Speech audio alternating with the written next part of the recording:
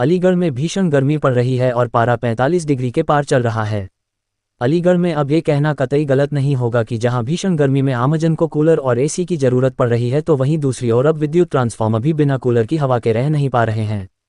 दरअसल अलीगढ़ के लाल दिघी विद्युत उपकेंद्र पर लगे ट्रांसफार्मरों के लिए भीषण गर्मी में कूलर लगाए गए हैं, जो ट्रांसफार्मरों को ठंडी हवा दे रहे हैं। भीषण गर्मी में कूलर लगाने की आवश्यकता पड़ती है। कूलर न लगाने की वजह से ट्रांसफार्मर में आग लगने और अन्य कई तरीके की समस्या होने की संभावना बनी रहती है, जिसके चलते विद्युत ट्रांसफार्मरों को ठंडी हवा देने के लिए कूलर लगाए गए हैं। जी सर, क्या कहेंगे उपकेंद्र पर किस तरह विद्युत ट्रांसफार्मरों में ये लगाए गए हैं कूलर, क्या इनका उद्देश्य है? ये जो ट्रांसफार्मरों पे कूलर लगाए गए हैं, ये पावर परिवर्तक हैं 10 MVA के।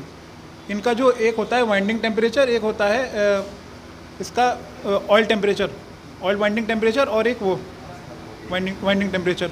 तो उसका जो वहाँ पे एक वो लगा हुआ है वो मीटर, उसमें अगर वो 60 डिग्री के ऊपर 70 डिग्री के ऊपर है तो मतलब हाई अलार्मिंग सिचुएशन है। उसकी वजह से इसके कंजर्वेटर के पास, और सॉरी कंजर्वेटर नहीं, इसका रेडिएटर पे 2 कूलर बड़े बड़े लगाए गए हैं ताकि वो उसकी जो हीटिंग है वो कम रहे। ये कहना गलत नहीं होगा कि जिस तरह इतनी भीषण गर्मी में आम इंसान को कूलर और एसी की ज़रूरत पड़ रही है, कहीं ना कहीं ट्रांसफार्मर को भी कूलर एसी की ज़रूरत पड़ रही है?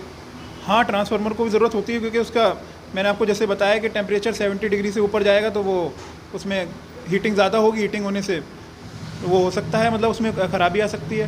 तो इसलिए कूलर लगाए गए हैं और किस तरह मजदूर इनकी देखभाल कर रहे हैं? 2 कूलर लगाए गए हैं, 2 10 MVA के ट्रांसफार्मर हैं, 2 लगाए गए हैं उस पर।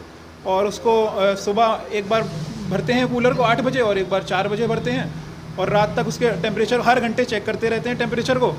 जैसे टेम्परेचर उससे कम हो जाता है 50 डिग्री 40 डिग्री से कम, तो फिर कूलर बंद कर देते हैं।